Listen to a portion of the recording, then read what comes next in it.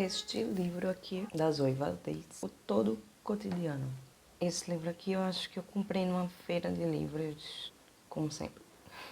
Eu comprei esse livro porque eu vi que a autora é cubana. Zoe Valdez nasceu em Havana, em 1959. A mais conhecida autora cubana contemporânea. É também uma das principais vozes literárias de oposição aberta ao regime de Fidel Castro.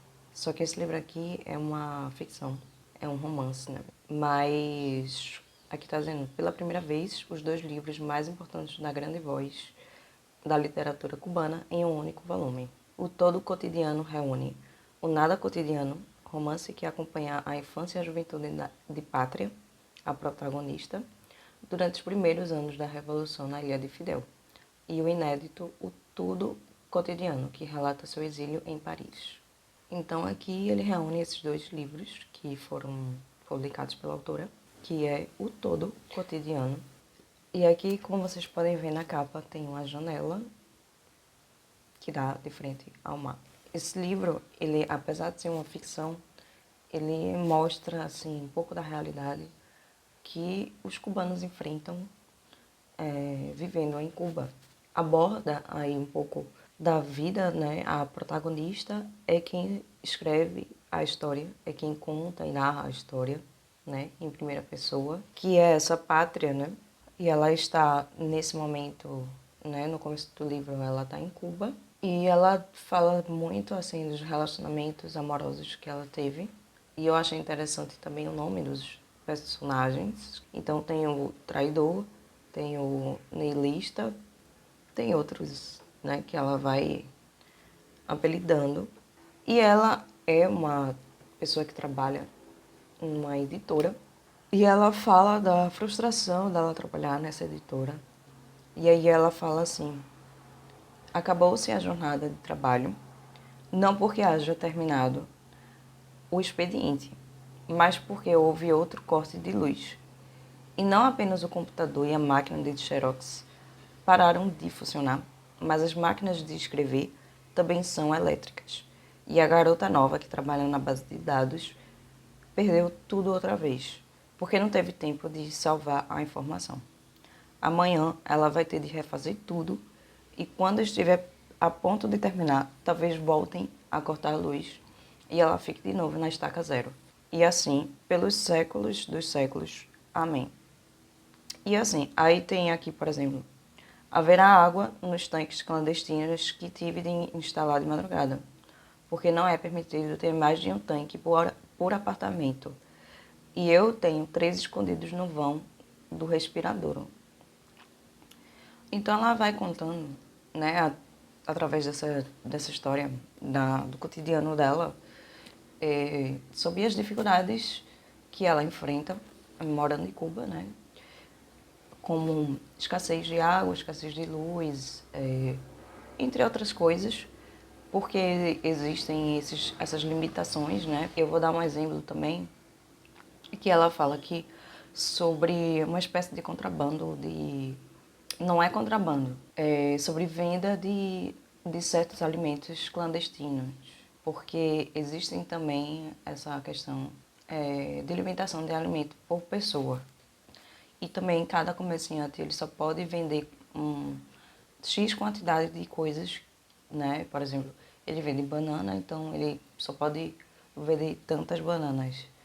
Ele tem uma mercadoria, tem um mercadinho e ele só pode vender tantos quilos de arroz ou tantos quilos de feijão. Enfim, existe essa limitação. Ele só pode ter, digamos, lucro, que na verdade ele não pode ter um lucro a mais, ele só pode vender uma quantidade X e ter sempre aquela quantidade ali rodando no comércio. Então, e aí ela fala sobre várias outras questões aí que ela enfrenta sobre transporte público, sobre segurança também, várias outras coisas.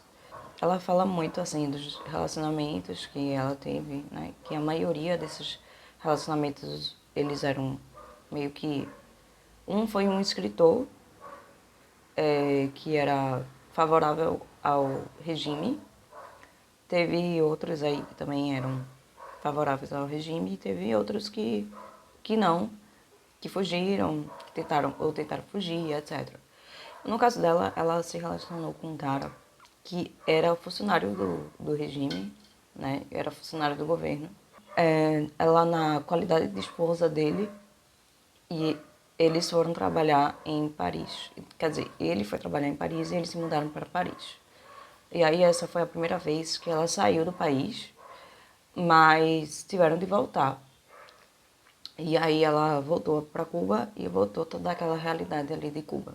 E aí em um dado momento eles se separaram, mas chega um momento que ela atravessa o mar, que é assim que muitos cubanos conseguem fugir, que é justamente pegando uma balsa, pegando um barco. E tem um nome que ela dá, existe um nome assim, balseiro, parece. E ela vai para os Estados Unidos, né, para Miami, se não me engano. E de lá ela volta para, no caso, para França, para Paris, e mora um tempão lá. Ela começa a se envolver com um cara que ele é espião de Cuba, só que ela não desconfiava no começo, né? Ele dizia para ela que era arquiteto, que trabalhava em arquitetura lá na França, mas na verdade ele era espião e só estava se envolvendo com ela a troco de informações, por causa de um amigo dela, que na verdade ela não era bem um amigo, era uma pessoa com quem eles tinham um relacionamento, então eles tinham sentimentos um pelo outro, mas eles iam se encontrar em Miami, alguma coisa desse tipo. Só que ele foi deportado, ele teve de voltar a Cuba e estava preso. Ele estava preso em Cuba por ter fugido. E ele era um artista que era reconhecido fora de Cuba.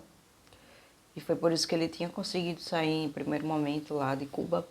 E ela se envolveu com esse cara porque esse cara tinha muito dinheiro e aparentemente ele conseguia fazer o que quisesse. Ele podia, ele tinha passe livre em Cuba, no caso, ele podia entrar e sair de Cuba sem problema. Até então ela não sabia que ele era espião. E ela conseguiu trazer a mãe dela para Cuba, e aí a mãe dela começou a fazer um tratamento, estava muito doente. Ela conseguiu trazer a mãe dela de Cuba para Paris, no caso, onde ela estava morando. E onde o condomínio onde ela estava morando tinha muitos cubanos também, né, exilados. E não só cubanos, como outras pessoas de outros países também exiladas. Então mostrava muito essa realidade de pessoas que tiveram de abandonar seus países e que algumas delas queriam voltar para os seus países e enfim. Então esse livro ele traz muita realidade, né, das pessoas morando num país estrangeiro, né, convivendo com outras pessoas, convivendo com outras culturas. Então mostra bastante essa realidade de exílio.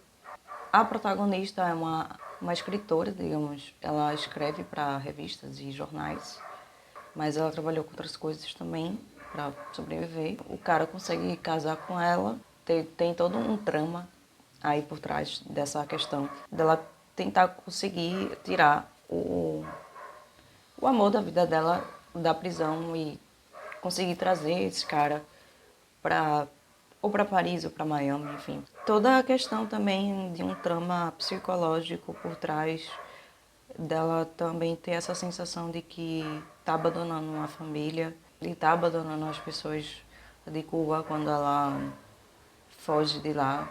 E tem situações assim, esse livro é um misto de coisas assim, porque é um é uma trama, né? Tem várias tramas na verdade.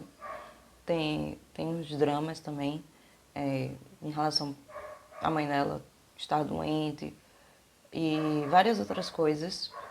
Né? O estado psicológico também, ela fala um pouco do estado psicológico, né, dela, né, da protagonista, porque afinal o livro é narrado pela protagonista, né? E tem toda essa questão assim meio que ela entrar em depressão também, mas também tem situações cômicas, tem situações engraçadas, né? Em relação... Alguns personagens são muito engraçados. E dentro desse condomínio, por exemplo, que ela mora em Paris, tem várias personalidades muito interessantes, né? Pessoas completamente diferentes, de culturas e hábitos completamente diferentes uns dos outros. E eles convivendo lá entre si. É muito engraçado toda essa situação também. A mãe dela também é uma personagem incrível. Pra mim, eu acho que a melhor personagem desse livro é a mãe dela. A mãe dela é muito engraçada, uma pessoa muito envolvente. Ela conquista muitas pessoas. E apesar dela não falar francês, ela se desenrola bem, né? E aí todo mundo gosta dela. Ela é uma pessoa que ela não tem filtros, ela não tem máscaras, ela não tem, enfim, ela é uma pessoa que é quem é e, enfim. Porque eu tô falando algumas coisas assim sobre Cuba porque eu leio muita coisa assim na imprensa, de artigos de jornais, matérias de jornais, notícias de lá de Cuba. E eu acompanho isso, às vezes, da imprensa própria. De Cuba, que provavelmente não está situada em Cuba, porque, como vocês sabem, é todo um regime que é controlado, né, pelo ditador, enfim. E tem muitos protestos em Cuba, de vez em quando tem algum protesto que acaba entrando muitas tragédias. Teve um jovem que morreu porque ele estava vendendo mercadoria na rua, ilegalmente, e a polícia, enfim, assassinou ele.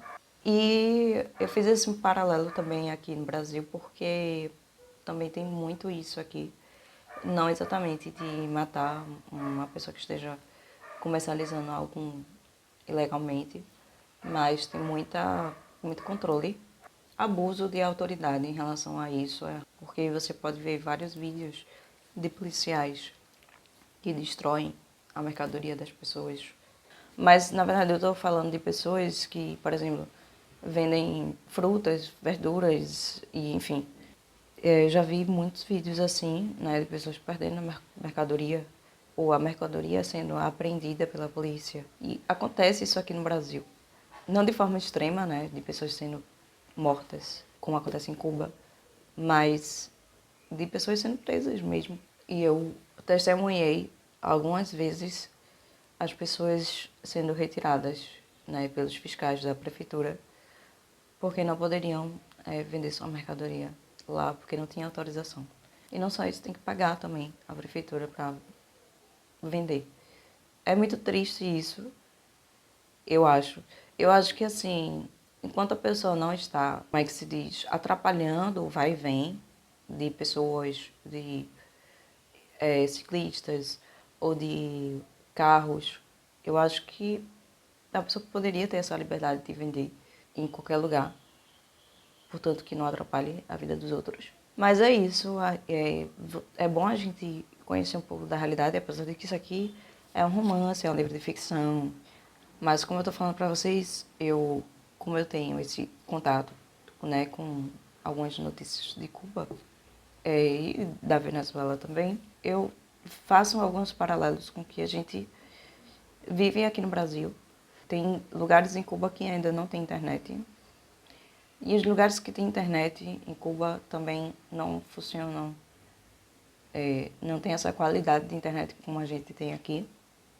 E também é controlado. E as pessoas pagam caro também.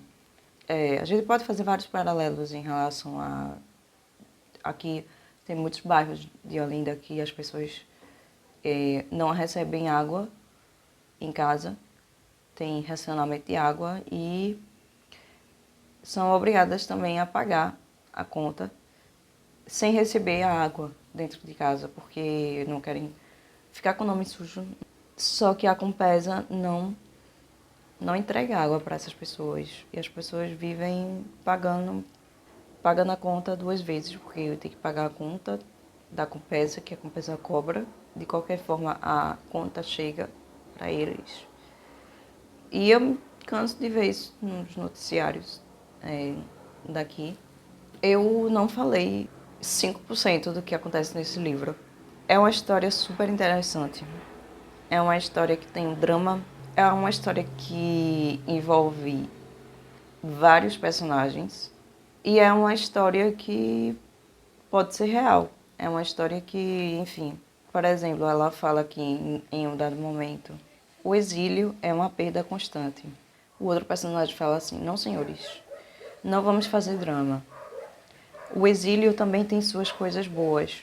Viver como a gente queria viver, em liberdade, sem ser perseguido pela tirania do presidente e do comitê, nem delatado pelo dedo duro, nem espancado por um policial imbecil, só porque você, segundo ele, o olhou de lado.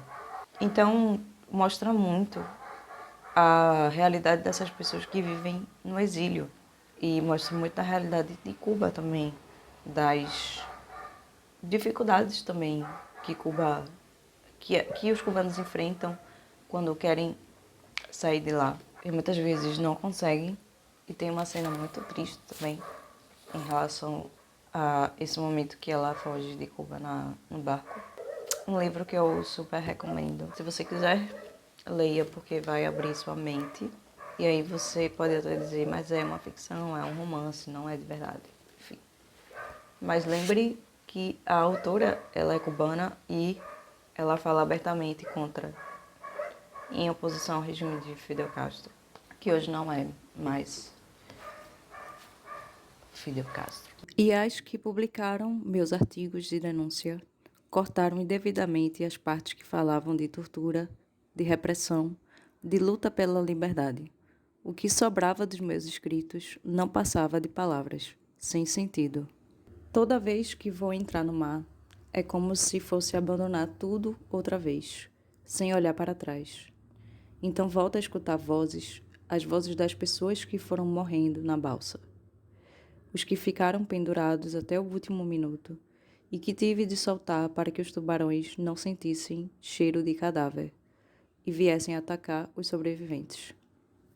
Fazia tempo que eu não falava sobre livros aqui, porque eu sou péssima. Se eu encontrar algum artigo assim para complementar o que eu falei, para dar um pouco mais de contexto, eu vou deixar o link na descrição. E é isso, se inscrevam aí no canal para me ajudar a atingir 1000 inscritos. E that's all. Até mais, até a próxima.